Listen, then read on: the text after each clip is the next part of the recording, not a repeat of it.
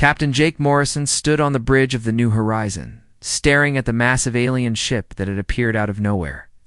The vessel looked like it was made of living crystal, with smooth surfaces that reflected the light of distant stars. It was 3 times larger than his research ship and completely silent.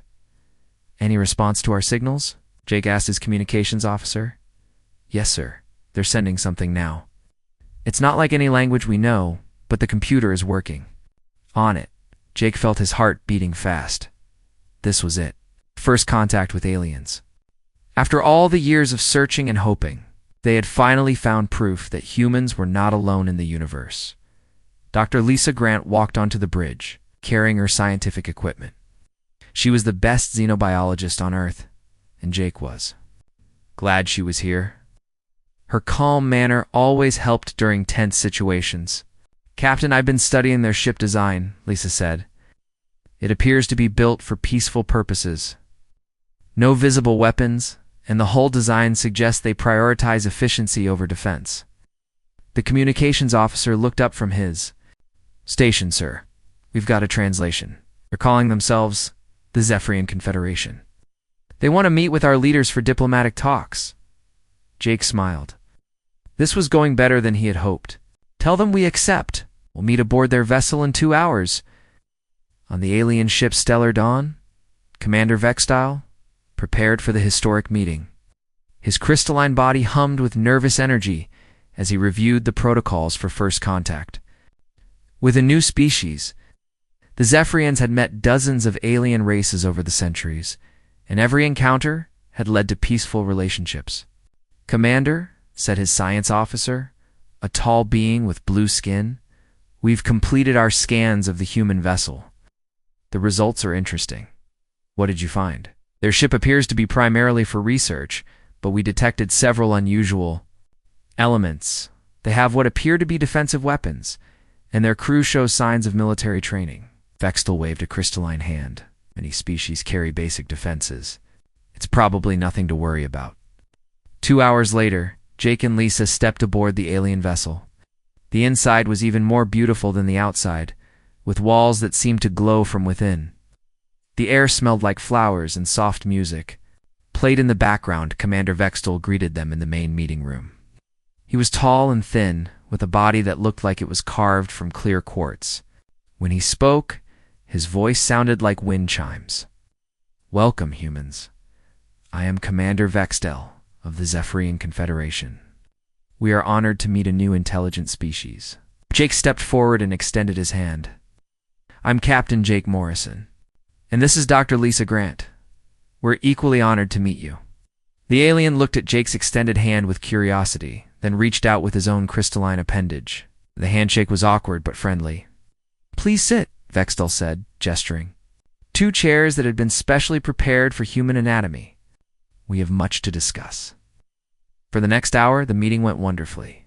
The aliens shared information about their confederation of 12 peaceful species. They spoke of trade, scientific exchange, and the possibility of humans joining their galactic community. Lisa took notes eagerly, asking questions about alien biology and culture.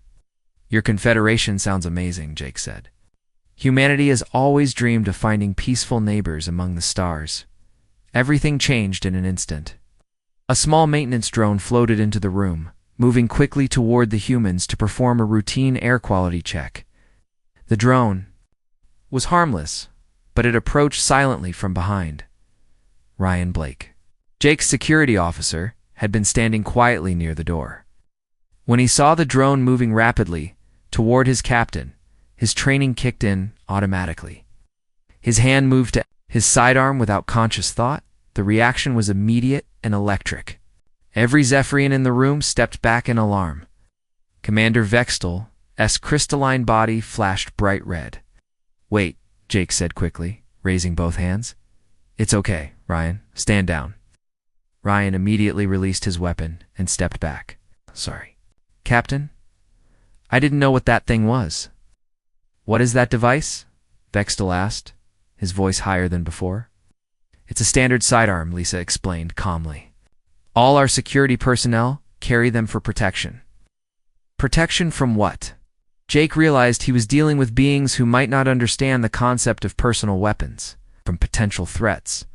It's just a precaution, aliens exchanged. Glances that seemed to carry entire conversations. Finally, Vextel spoke again. Do all humans carry these weapons? Not all, Jake said. But most of our space personnel have basic combat training. Standard procedure. Lisa tried to explain further. In human society, we believe in being prepared for various situations. Our training includes everything from first aid to self-defense. You're scientists? Yes, Lisa said proudly. I've completed basic military training along with my scientific education. Most humans have some form of combat or survival training. The temperature in the room seemed to drop. Commander Vextel's body had turned a deep purple color, which Jake was beginning to realize might indicate distress. We need to analyze this information, Vextel said carefully. Perhaps we should end this meeting for now. Jake felt his heart sink. Everything had been going so well. Commander, I hope this doesn't change anything between our peoples. Humans are peaceful by nature. We only fight when we must. Of course, Vextel said, but his tone had changed completely. We will contact you again soon. As Jake and Lisa returned to their ship, they had no idea that they had just triggered the greatest crisis in galactic history. The Zephyrians had never encountered a species where every individual was trained for combat. Even the scientists and diplomats. Back on the Stellar Dawn, Commander Vextel called an emergency meeting with his senior staff. Run deep scans on their vessel, he ordered. I want to know everything about these humans. The results came back within an hour, and they were more disturbing than anyone had imagined. Every single human aboard the New Horizon showed neural patterns consistent with tactical training. Their ship, while designed for research, could be quickly converted for combat purposes. Even their civilian clothing had hidden pockets designed to carry small weapons, Commander, his science officer reported. We've intercepted some of their historical transmissions. This species has been in almost constant warfare for thousands of years. They have created thousands of different fighting styles and weapons. Even their entertainment focuses on conflict and competition. Vextel felt a chill run through his crystalline form. They had just made contact with a species of natural-born warriors. Every human was a potential soldier, trained from birth in the arts of war. Set course for Harmony Prime, he ordered. Galactic Council must know about this immediately. As the Stellar Dawn disappeared into faster-than-light travel, Jake Morrison stood on his bridge, wondering what had gone wrong. He had no way of knowing that the aliens had just declared humanity the greatest threat the galaxy had ever known. The great crystal dome of Harmony Prime glowed softly in the light of 3 suns. Inside the massive structure, representatives from 12 different alien species gathered for the most important meeting in galactic history. The air buzzed with nervous energy as beings of all shapes and sizes took their places in the circular chamber. Commander Vextel stood at the center of the room, his crystalline body still showing traces of purple from his stress.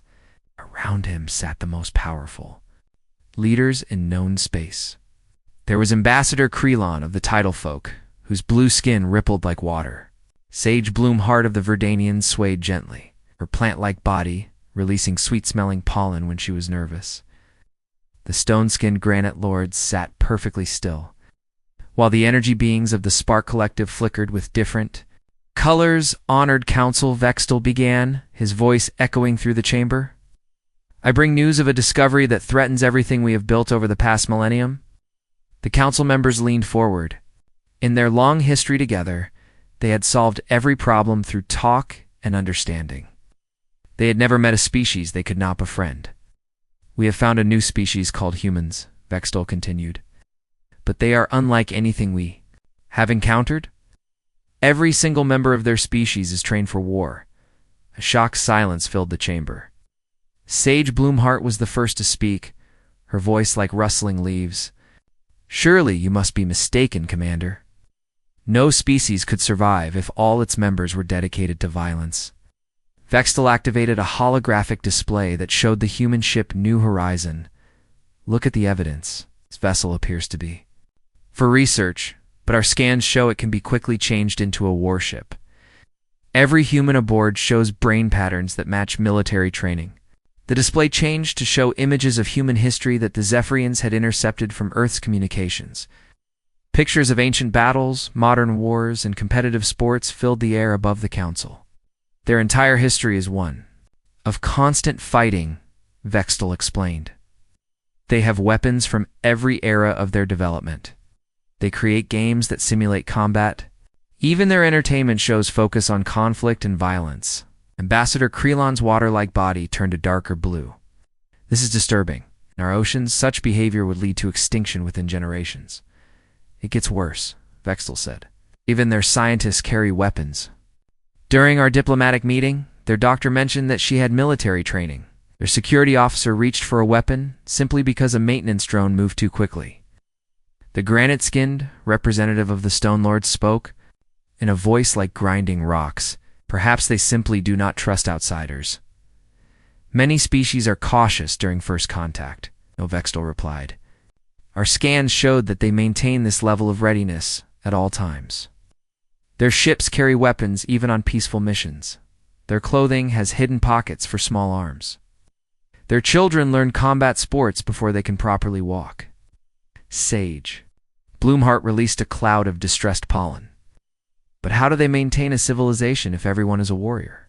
The holographic display changed again, showing intercepted footage of human cities, farms, and schools. But Vexel pointed out details that the council had missed. Sports stadiums where humans practiced combat skills. Schools where children learned survival techniques. Businesses that operated with military-like efficiency. They have created a society where warfare and daily life are completely mixed together, Vextel explained. Their farmers know how to fight, their teachers know tactical planning. Their doctors study combat medicine alongside regular healing. One of the energy beings from the Spark Collective flickered red with alarm. This suggests they are preparing for galactic conquest. Why else would an entire species maintain such readiness? The council members began talking among themselves, in their various languages. The chamber filled with the sounds of crystalline chiming, water flowing, leaves rustling, and stone grinding. All of them were afraid. Meanwhile, on Earth, Colonel Amy Patterson sat in a meeting room deep inside. NORAD. Around the table sat the world's best scientists and military leaders. The mood was excited rather than fearful. First contact with aliens, said Dr. Ben Carter, a physicist who had spent his life studying the possibility of extraterrestrial life. This is the greatest moment in human history. Amy nodded as she looked over the preliminary reports. The aliens seem peaceful. Their ship design suggests they're explorers rather than conquerors. We need to be ready for anything. But I think we're looking at the beginning of a new age for humanity. Engineer Kate Sullivan pulled up holographic displays of Earth's space installations. We should prepare a proper welcome. Show them our best technology, our art, our culture. Let them see that humans are more than just another primitive species. Agreed, Amy said. But we also need to be prepared for the possibility that not all aliens will be as friendly as these Zephyrians. We should upgrade our defenses while we work on diplomacy. Dr. Carter smiled. That's so human of us. Plan for peace, but prepare for war. It served us well throughout history. Back on Harmony Prime, the Council had reached a decision. Sage Bloomheart spoke for all of them. Commander Vextel, we have reviewed your evidence. This human species represents a threat to everything we have built. If they develop faster than light travel, they will spread their warrior culture across the galaxy. Ambassador Creolon's body rippled with determination. In all our history, we have solved problems through peaceful means. But sometimes, to preserve peace, one must act decisively. The Stone Lord representative's voice rumbled through the chamber. We cannot allow a species of born warriors to threaten the stability of our confederation. They must be stopped before they become too powerful. Vextel felt a heavy weight in his chest. What are you suggesting, Honored Council? A preemptive strike, Sage Bloomheart said sadly. We must destroy their ability to reach the stars before they can spread their violence to other worlds. Energy being flickered rapidly. Pains us to make this decision. We have never attacked another species first. But the evidence is clear. Every human is a potential soldier. Their entire civilization is built around the concept of warfare. How many ships will you need? Asked the Granite Lord. Vextal calculated quickly. Their technology is primitive compared to ours, but if every human is truly a warrior, we should not underestimate them. I would suggest 30 ships to ensure complete success. You will have 40, Ambassador Creelon declared. This threat Must be eliminated quickly and completely. As the Council voted unanimously to authorize the attack, none of them realized their fatal error. They had mistaken human adaptability for aggression. They saw preparation as proof of evil intentions. They confused the ability to become warriors with the desire to make war. On Earth, Amy Patterson was working late in her office when she received a message from Captain Morrison. His report about the first contact meeting was optimistic despite the awkward ending.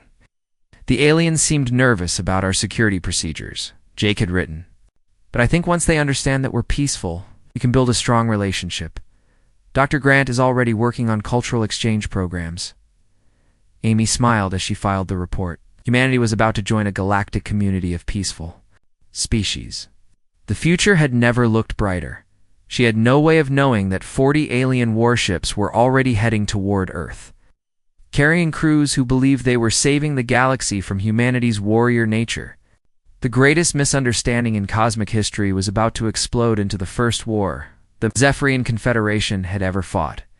In the depths of space, two civilizations raced toward a conflict that neither side truly wanted, driven by fear and misunderstanding that would soon test everything both species believed about themselves and each other. The Zephyrian warfleet dropped out of faster-than-light travel at the edge of Earth's solar system.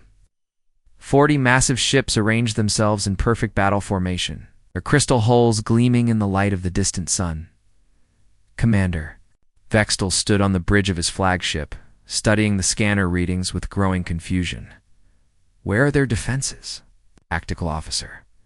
The blue-skinned alien checked his instruments again. Commander, we're detecting only minimal military presence. 3 warships, several research stations, and what appears to be civilian traffic. Vextal's crystalline body flickered with uncertainty. According to their intelligence, humans were a warrior species. He had expected to find massive battle stations, weapon platforms, and fleets of warships protecting their home world. Instead, he saw a handful of ships and some scientific outposts. Are you certain these readings are correct? Yes, Commander.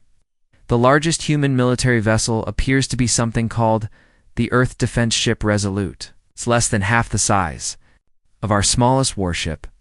Admiral Chris Hughes stood on the bridge of the Resolute, watching the alien fleet with growing alarm. He had received word about the first contact mission, but no one had told him to expect 40 warships appearing in their solar system. Send a message to all stations, he ordered.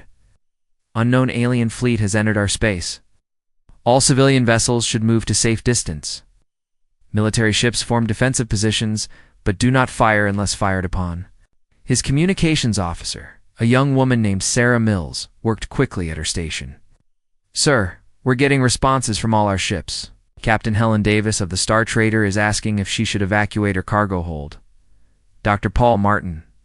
On the medical ship, Mercy wants to know if we need him to prepare for casualties. Chris felt his stomach tighten. The Star Trader was a merchant vessel with minimal defenses. The Mercy was a hospital ship with no weapons at all. If these aliens were hostile, his small fleet would not last long. Why tell all civilian vessels too?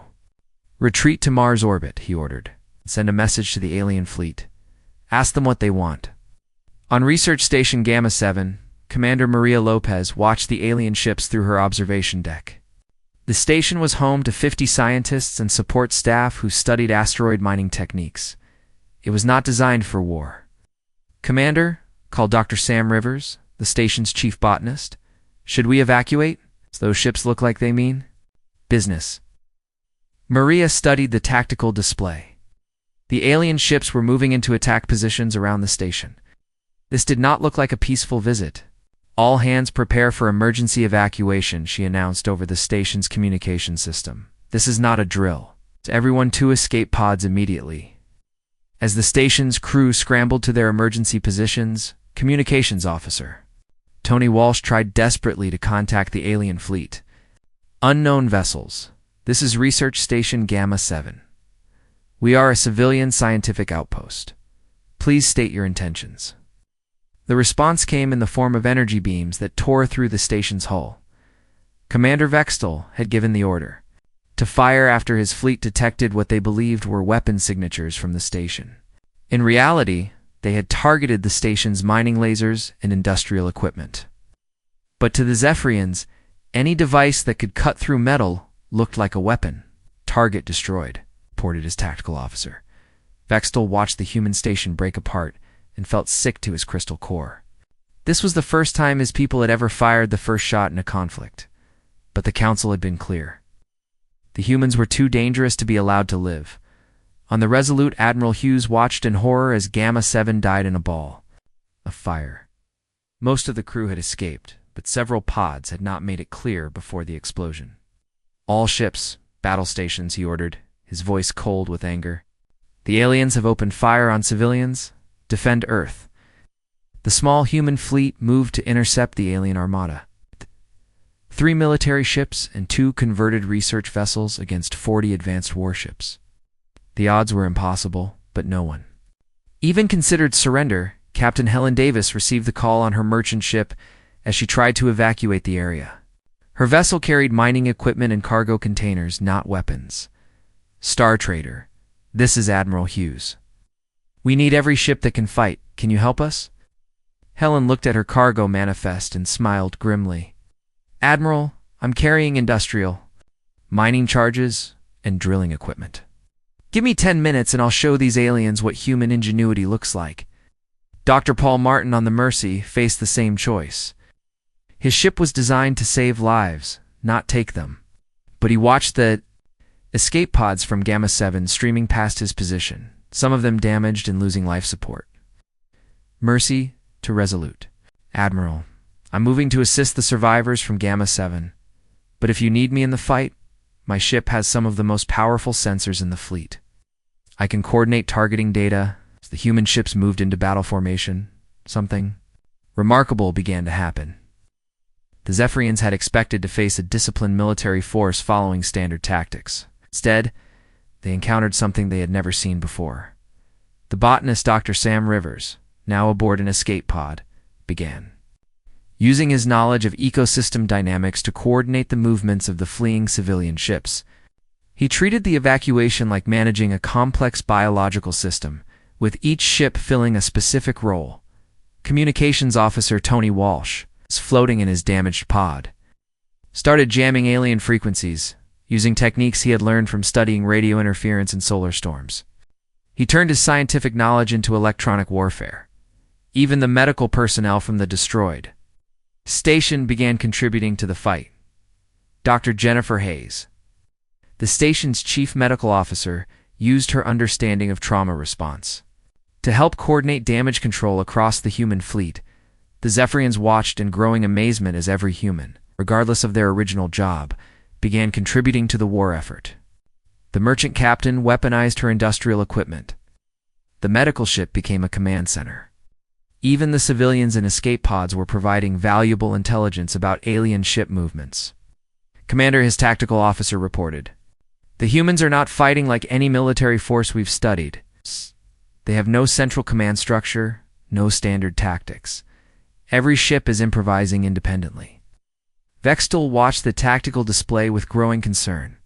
His fleet was taking damage from weapons that should not exist. Mining charges were being used as missiles. Industrial cutting beams were slicing through his ship's hulls. A hospital ship was somehow coordinating attacks with pinpoint accuracy. Are they doing this?" he asked. "It's, sir. Our intelligence appears to have been incorrect. We expected to face trained soldiers following military doctrine. Instead, every human seems to be adapting their existing skills for combat purposes." The space battle raged for hours. The Zephyrian fleet had superior technology and numbers, but they were fighting an enemy that refused to follow any rules they understood. When their jamming systems blocked human military communications, the humans switched to civilian radio frequencies. When their shields adapted to human weapons, the humans found new ways to attack. Most disturbing of all, the humans were learning.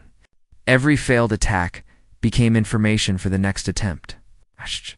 Every damaged ship shared its discoveries with the others. The Zephyrians realized they were not fighting a warrior species. They were fighting something far more dangerous. They were fighting a species where every individual could become whatever the situation required. Engineers became tacticians. Scientists became warriors. Doctors became strategists. And they were all doing it not because they loved war, because their people were in danger. As the battle continued, Commander Vextall began to understand the terrible mistake the Galactic Council had made. Humans were not born warriors. Were born survivors who could transform themselves into anything they needed to be. And right now, they needed to be the thing that could protect their home from 40 alien warships that had come to destroy them. The news of the alien attack reached Earth in minutes. Across the planet, emergency broadcasts interrupted regular programming. People stopped what they were doing and stared at their screens in disbelief. Aliens were real, and they were attacking in. New York aerospace engineer Laura Mitchell was having lunch with her family when the alert came through. She looked at her young daughter and felt something cold settle in her stomach. Without a word, she kissed her child goodbye and headed for the nearest spaceport. In Texas, former military officer Jack Foster was teaching a high school math class when the principal burst through the door. The older man had served in 3 wars before becoming a teacher. As he looked at his students, he knew his peaceful retirement was over. "Class dismissed," he said quietly. "Go home to your families. Tell them you love them." Across the globe, similar scenes played out millions of times. Humanity was transforming from a peaceful civilization into something the galaxy had never seen before. Not an army, but an entire species mobilizing for war. In orbit around Earth, the battle continued to rage. Admiral Hughes watched his tactical display with grim satisfaction. Against all odds, his tiny fleet was holding its own against the alien armada, but he knew it could not last forever. Admiral called his communications officer. "We're receiving reports from all over the system. Ships are arriving from everywhere." Hughes looked at his scanner and felt his heart lift. Dozens of vessels were approaching the battle zone. Mining ships from the asteroid belt, research vessels from Jupiter's moons, even tourist liners from Mars were rushing to join the fight. Captain Frank Coleman brought his asteroid mining ship Rockbreaker into the battle with a cargo hold full of explosives. His crew of 12 miners had never fired a shot in anger, but they understood how to move rocks and break things apart. "Admiral Hughes, this is Captain Coleman, carrying enough mining charges to crack a small moon. Where do you want us to put them?" Before Hughes could answer, another voice joined the communication channel. It was Dr. Nancy Williams aboard the deep space research vessel Stargazer. "Admiral, I've been tracking the alien fleet movements. Their ships follow predictable patterns.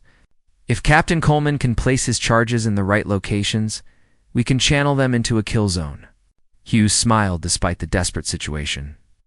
A miner and a scientist were developing battle tactics in real time, and it might actually work. "Do it," he ordered.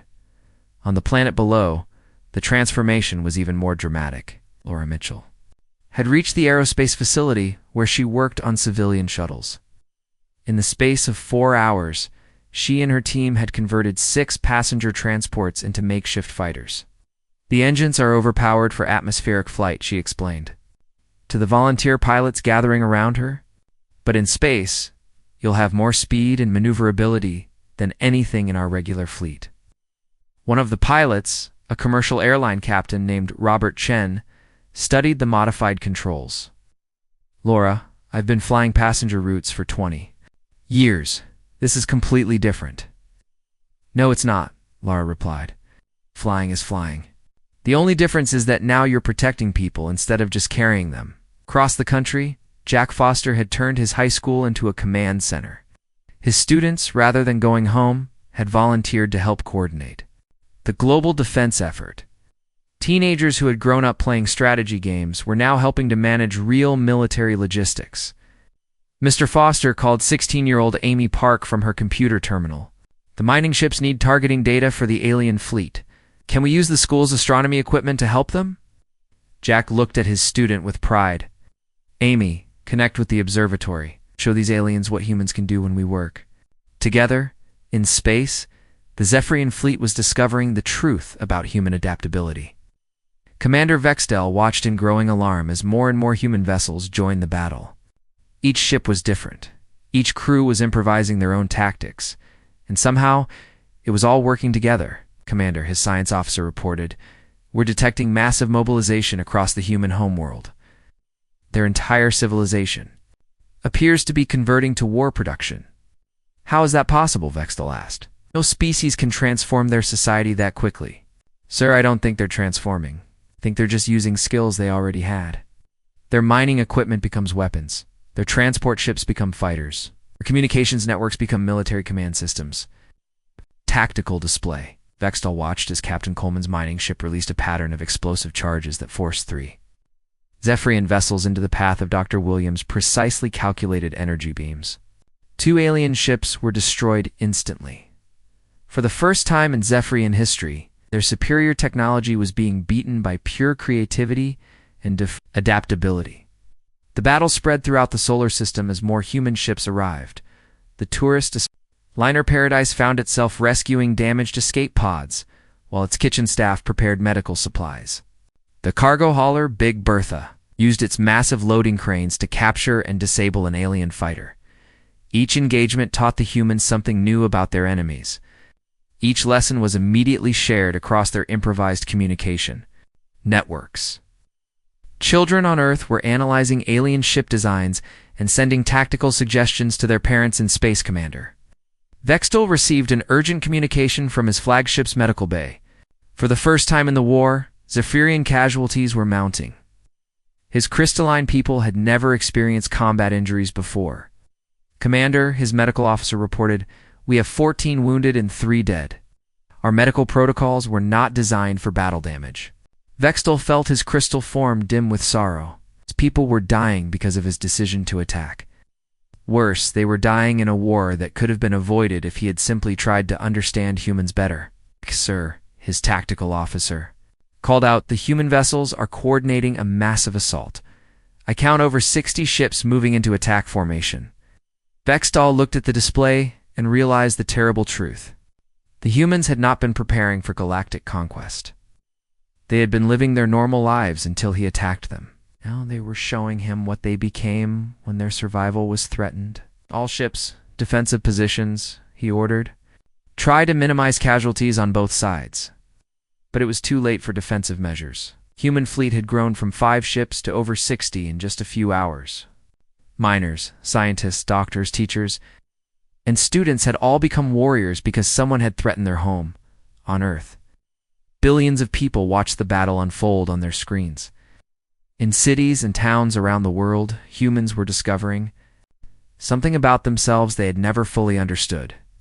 They were not a warlike species, but they were a species that would become whatever they needed to be to protect what they loved. Jack Foster stood in his high school classroom, surrounded by teenagers who were helping coordinate a space battle. He looked at their determined faces and finally understood what made humanity special. "We're not born warriors," he said quietly to himself. "We're born human. And sometimes being human means becoming a warrior." In space, the expanded human fleet pressed their attack against the alien armada. The Zephyrians were learning the hard way that they had not attacked a military force. They had attacked a species that refused to be defined by anyone else's expectations. The battle was far from over already. Both sides were beginning to understand that this war would change everything they thought they knew about each other. The human fleet had grown to nearly 100 ships when Admiral Hughes made the decision that would change galactic history. His sensors showed that Commander Vextel's flagship was badly damaged and drifting. The alien commander was trapped aboard a dying vessel with most of his crew. "Admiral," his tactical officer reported, "the alien flagship shields are down. We can finish them." Hughes looked at the tactical display and thought about the research station that had been destroyed hours earlier. Good people had died because of this alien commander's decision. The easy choice would be revenge. "Negative," Hughes said finally. "All ships rescue formation. We're going to save them." The bridge fell silent. His communications officer, Sarah Mills, stared at him in disbelief. "Sir, they attacked us without warning." Dillians. "Yes, they did," Hughes replied. "But we're not them. Prepare rescue shuttles and medical teams. We're going to show these aliens who humans really are." Captain Helen Davis was the first to respond from her converted merchant vessel. "Admiral, the Star Trader is equipped for cargo recovery. We can bring their people aboard safely." Dr. Paul Martin's voice joined the channel from the medical ship Mercy. "Admiral, I have surgical teams standing by. We'll treat their wounded the same as our own." Commander Vextel watched through his cracked view screen as human ships surrounded his flagship. He expected the final attack, the moment when the warrior species would claim their victory. Instead, he saw rescue shuttles approaching his vessel. His science officer, barely conscious from his injuries, looked up at him with confusion. "Commander, the humans are not firing. They appear to be attempting a rescue operation." Vextel felt something crack inside his crystalline chest that had nothing to do with battle damage. These humans, who he had attacked without warning, were risking their own lives to save his crew. The first human to board the Zephyrian flagship was Dr. Lisa Grant. She had insisted on leading the rescue mission, using her xenobiology expertise to help treat alien wounded. Behind her came a team of emergency medical technicians and engineers. "Commander Vextel," Lisa said as she approached the alien leader. "I'm Dr. Grant. We met during our first contact. We're here to help." Vextel's body flickered with shame and confusion. "Dr. Grant, why are you doing this? We attacked your people. We destroyed your research station." Lisa was already examining a wounded Zephyrian crew member, her hands moving gently over the aliens. Crystalline injuries. Because that's what humans do. We help people who need help, even if they've hurt us. As the rescue operation continued, more humans boarded the alien vessel. Engineer Kate Sullivan worked to restore life support systems. Former teacher Jack Foster helped coordinate the evacuation of injured aliens. Even teenage volunteer Amy Park assisted with medical supplies. Commander Vextel watched in amazement. Humans who had been fighting for their lives just minutes before now worked desperately to save their enemies. This was not the behavior of a warrior species. This was something else entirely. On the bridge of the Resolute, Admiral Hughes received a communication from Captain Jake Morrison. The New Horizon had arrived from the outer system, and Jake was requesting permission to dock with the alien flagship. "Admiral, I want to talk to their commander. I think there's been a terrible misunderstanding." Hughes granted permission, and soon Jake found himself face to face with Commander Vextel in the damaged alien ship's medical bay. The Zephyrian commander was being treated by Dr. Grant, who worked alongside alien medical officers to save both human and Zephyrian wounded. "Commander," Jake said quietly, "why did you attack us? When we met before, you seemed interested in peaceful contact." Vextel's crystalline form flickered with pain and regret. "Captain Morrison, we believed your species was composed entirely of warriors. Thought you would spread violence across the galaxy." Jake looked around the medical bay where humans and aliens worked side by side to save lives. "We're not warriors. Commander, we're just people who become whatever we need to be." "I see that now," Vextel replied. "Your people are fighting a war, but they stopped to rescue their enemies. Your scientists carry weapons, but they use them to protect, not to conquer." Your entire species mobilized for battle, but only because "We threatened your home." Dr. Grant looked up from her patient, an injured Zephyrian who had lived because of her care. "Commander, humans have the capacity for violence, but we prefer to build things. We prefer to heal people. We prefer to explore and learn. We only fight when we have no other choice." Over the next several hours, as both fleets tended to their wounded and dead, a new understanding began to emerge. The Zephyrians learned that human preparedness came not from aggression, but from a desire to protect what they valued. The humans learned that the alien attack had been motivated by fear rather than malice. Captain Frank Coleman, whose mining ship had dealt significant damage to the alien fleet, found himself sharing coffee with a Zephyrian engineer whose vessel he had helped disable. They discovered they had similar problems with maintaining equipment in deep space. Laura Mitchell, who had converted civilian shuttles into fighters, worked alongside alien technicians to repair damaged ships. Her daughter's drawings of spaceships, which she carried in her pocket, made the aliens understand that humans dreamed of exploring the stars peacefully. Jack Foster's students, who would help coordinate the battle from their high school, began exchanging messages with young Zephyrians who were studying on the alien ships. Both groups of young people were more interested in learning about each other than in continuing the fight. As the ceasefire extended into a formal end to hostilities, both species began to understand what had really happened. The Zephyrians had attacked a species they misunderstood completely. The humans had defended themselves while never losing sight of their fundamental values.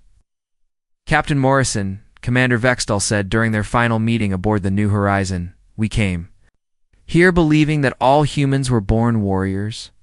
We have learned that this is both completely wrong and absolutely true." Jake raised an eyebrow. "How do you mean?" "You are not born warriors," Vextal explained. "You are born human. But when those you love are threatened, every human can become a warrior. When people need healing, you become healers. When knowledge is needed, you become scientists. When peace is possible, you become diplomats." The Zephyrian commander's crystalline body glowed softly with understanding.